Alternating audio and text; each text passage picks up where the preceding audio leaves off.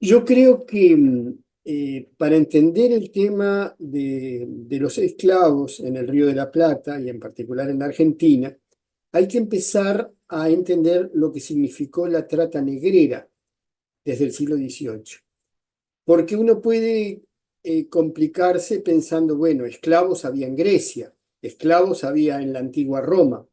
Sí, ahí el esclavo era como el buey, era un medio de producción.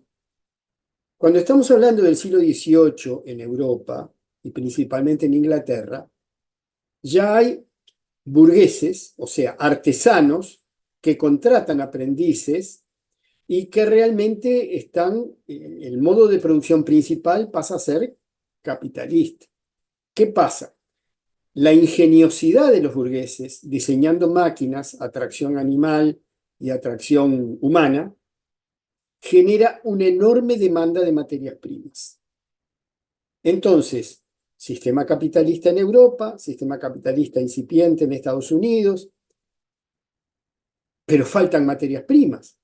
Entonces se cometen una serie de crueldades, el desalojo de los campesinos irlandeses y escoceses, ¿no? Es decir, se los manda a hacer carne de cañón en Londres y además sus tierras pasan a ser para ovejas, para textiles, para la demanda de materias primas. Pero la otra estrategia es la trata negrera. Es decir, mientras en Europa nace el capitalismo, las materias primas tienen que venir de plantaciones y de minas muy lejanas, donde es altamente conveniente volver a la esclavitud. Ahora la esclavitud pasa a ser un fenómeno periférico. Los barcos para la trata negrera se diseñan en Inglaterra, pero los esclavos no van a Inglaterra.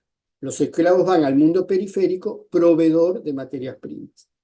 Esta es la clave para entender cómo en el siglo XVIII y en el siglo XIX, Brasil, Argentina, lo que es hoy el Uruguay, recibieron esclavos. Es decir, ahora, en la época de la antigua Grecia, un esclavo podía ser rubio y de ojos azules. Ahora no, ahora es del sur del Sahara, son negros y toda la industria es que queden bien diferenciados para el mercado de esclavos en los países que tienen minas y que tienen plantaciones. Pero una cosa es donde están las minas y donde están las plantaciones, y otra cosa son los lugares de introducción. Si uno mira el mapa africano y el mapa de América del Sur, se da cuenta que desde el punto de vista del África subsahariana, el tramo más corto es el que va al Río de la Plata. Por lo tanto, el Río de la Plata pasa a ser un lugar de introducción de la esclavitud. Con una diferencia, Buenos Aires es un puerto, su gente son los porteños. Montevideo es un enclave naval militar fortificado, con un pequeño cerro que controla con artillería y lo que llamamos la ciudad vieja, que cierra casi la bahía y que también es fortificada. Por lo tanto, era mucho más seguro traer a los negros esclavos a Montevideo que llevarlos a Buenos Aires. De todos modos, los negros no quedaban en Montevideo, ni quedaban en Buenos Aires. Quedaban para el servicio doméstico, quedaban para distintas tareas, pero básicamente, para decirlo con toda crueldad, Buenos Aires y Montevideo eran criaderos de negros y mercado de negros. El tráfico principal de los esclavos iba hacia los lugares más tropicales, por ejemplo, Misiones, donde había plantaciones, o principalmente a las minas del Potosí. Hay que recordar que la plata del Potosí, esa montaña de plata de Potosí, era inagotable. Y por lo tanto, la razón principal de la entrada fluvial, por algo se llamaba Río de la Plata, debió llamarse Río hacia la Plata, era que los barcos entraban por ahí, subían por el Paraná, se desviaban por el Paraguay y accedían por tierra lo más cercano a lo que era Charcas, Chuquisaca y lo que eran las minas del Potosí. El tráfico de esclavos, entonces, introducido por el Río de la Plata, no es para que se quedaran en el Río de la Plata, hablando de lo más estricto, sino que el virreinato los usaba más al norte, en minas y plantaciones. De todos modos, una cosa importante que pasaba en Potosí es que un esclavo no duraba más de 4 meses. Por más que se lo alimentara bien, la vida durísima de las minas, ¿no? Y una mula un poco más. Las mulas se criaban en Mendoza, después los arrieros las llevaban eh, montaña arriba para las norias, para todo el fenómeno del traslado de la mina, del material, después la purificación. Y un esclavo duraba 4 meses y una mula duraba 5. Por lo tanto, era tan colosal la producción de riquezas que era un excelente negocio introducir esclavos, sabiendo que además era una obsolescencia programada, tenemos que pensar con estos términos, con esta crudeza, y que por lo tanto era un negocio inagotable. Mientras hubiera riqueza en el Potosí, la introducción de esclavos era inagotable. Desde luego, tanto en Buenos Aires como en Montevideo, toda la gente esclava que permanecía ahí en servicios domésticos, a veces hasta vendiendo productos para sus amos, este, algunas muchachas como lavanderas, otras como nodrizas, otras para el servicio sexual más secreto de sus patrones. Todo eso generó un mundo cultural bien interesante, tanto en Montevideo como en Buenos Aires. Por lo tanto, había en Montevideo y Buenos Aires colonial una fuerte población negra. Hay que recordar que esta población negra en ambas márgenes del Plata estaba muy controlada, lo cual no impedía las fugas. Es decir, se crearon espacios, que después se les llamaron Cambacuá, en Corrientes, en Misiones, espacios, territorios libres, que en Brasil se les llamó quilombos, en el Pacífico se les llamó palenques de negros y marrones, espacios, territorios de libertad recuperada. Pero no era lo común en el Río de la Plata, lo común era la férrea vigilancia. Pero sí se les permitía, sobre todo los domingos, hacer ciertas festividades. Y las festividades que hacían los negros, en realidad, eran religiosidad y memoria enmascaradas, como una simple e inocente danza. Lógicamente, en Buenos Aires, San Telmo era el centro de toda esa actividad. Pero ahí pasa una cosa muy interesante que separa la historia oriental de la Argentina. Y es la guerra contra Rosas, de los unitarios. Los unitarios, perseguidos por Rosas, se refugian en Montevideo. Y Rosas apoya en la banda oriental al bando federal, que entre paréntesis los colores están invertidos. El bando federal en Uruguay usa el color blanco y los unitarios usan el color, lo que llaman colorado. Pero más allá de eso, la gente no se confundía. Un blanco oriental era federal y era rosista. Un colorado oriental era unitario y era partidario de Sarmiento, del general Roca, etcétera, etcétera. ¿Qué pasa? Rosas apadrina a las salas de nación, a todo lo que es el candombe de Buenos Aires. Él y su hija van a la coronación del rey Congo, participan en los rituales. Por lo tanto, los negros de Buenos Aires son rosistas. A diferencia de eso, en la flamante República Oriental del Uruguay, el ejército unitario, colorado, recluta a los negros para su ejército y les promete la libertad en tanto sean servidores del ejército.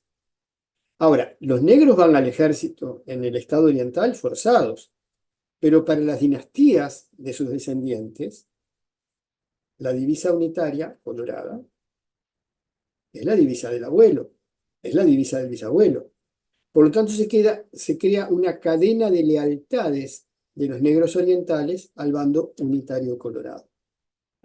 Pero cuando en 1851 Rosas es derrotado, el rencor de los unitarios proeuropeos que desprecian las culturas locales, sean indias o negras, empieza una terrible persecución en Buenos Aires contra los negros. Por lo tanto, los negros de Buenos Aires se repliegan y los recibe Urquiza con esa vida contradictoria que tiene Urquiza, ¿no? Federal pero no tanto, amigo de Rosas y enemigo de Rosas, pero Urquiza recibe a los negros que vienen refugiados y en Buenos Aires donde ya no encuentran lugar, donde son perseguidos. Y se organiza en Bajada del Paraná una recreación maravillosa del candombe bonaerense, que todavía existe hoy en un barrio que se llama Tangó de San Miguel. Es muy importante conocer este barrio y conocer la práctica del candombe, porque el candombe bajo Rosas tenía dos partes. Una parte erótica, que exaltaba la sensualidad de pareja, y la parte rítmica, que en realidad es la incorporación del espíritu. Montevideo colonial y después el gobierno colorado unitario se escandalizó con esa primera parte, que le llamaban la ombligada del baile afro, y lo prohibió.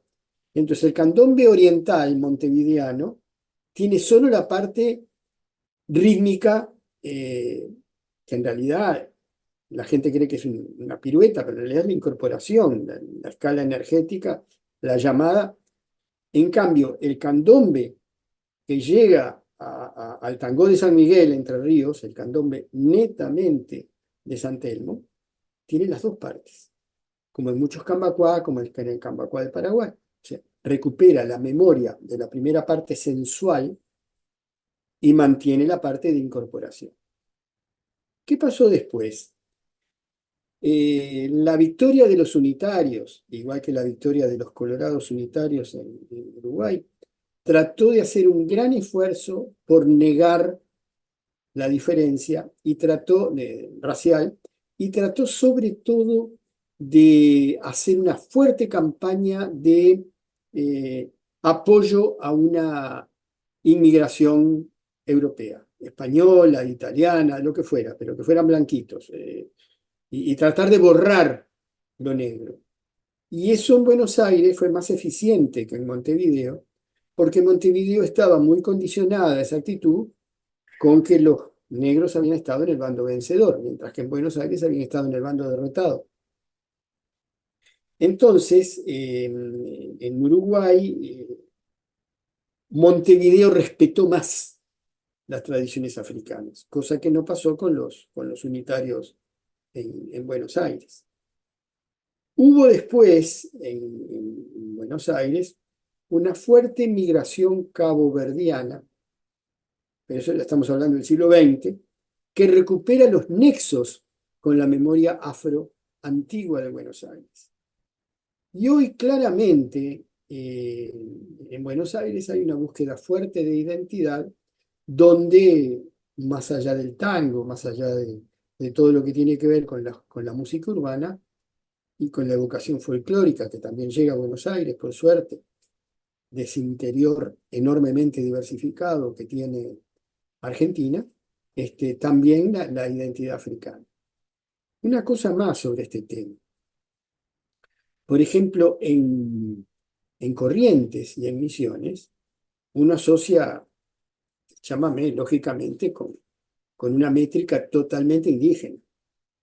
Es decir, el chamamé no viene de una métrica ni del vals, ni del himno, ni de la marcha. Cuando tú cantás, que Dios te salve María, la más bonita, hasta ahí, eso es claramente de acá, guaraní, chaná, es lo que parece que el origen del chamamé es el Cheamo Amemé. Bien, pero el rasguido doble, que también se toca en Entre Ríos, que tiene un elemento afro muy importante. Param, pam, pam, me dicen Juan Paye, también Caburey. Yo soy de Taragüí para servirlo a usted. Param, pam, pam. Es casi un melongón. Entonces lo afro también se mete como en memoria, como señal de identidad en el folclore argentino, de la manera más sorprendente, el Rancho de la Cambicha, por ejemplo. Este, también ahí hay una raíz afro que está enmascarada, pero está. Y cuando uno habla de los payadores, de los grandes payadores del Río de la Plata, incluyendo Gabino Ezeiza, eran negros, porque las mamás viejas le decían, mijo, ya que lo meten en el ejército, aprende un oficio. Y antes de que los negros se destacaran en el fútbol, antes que se destacaran en el box, fue en la música. Y eran los músicos eran los músicos de las bandas militares, que no era estar en retaguardia, era ir con un tambor al frente. Y después, cuando en los periodos de paz, esa gente pasaba a ser los grandes musiqueros que animaban los bailes del campo. Es decir, Gabino Ezeiza, ese legendario payador, es un ejemplo, era un hombre negro. O sea que el tema de la negritud en Argentina, que tiene que ver, hay que pensarla en un virreinato del Río de la Plata, que después que se separó del virreinato de Perú, incorporaba el Alto Perú, o sea, Bolivia, era parte del virreinato, igual que la banda oriental, igual que el Paraguay, eran todos el mismo virreinato, el virreinato del Río de la Plata. Y la estrategia de introducción de esclavos por el Río de la Plata era porque era lo más práctico, Buenos Aires y Montevideo. Pero nunca era para crear allá una fuerte población africana, era para llevárselas para el norte. Plantaciones y fundamentalmente las minas del Potosí.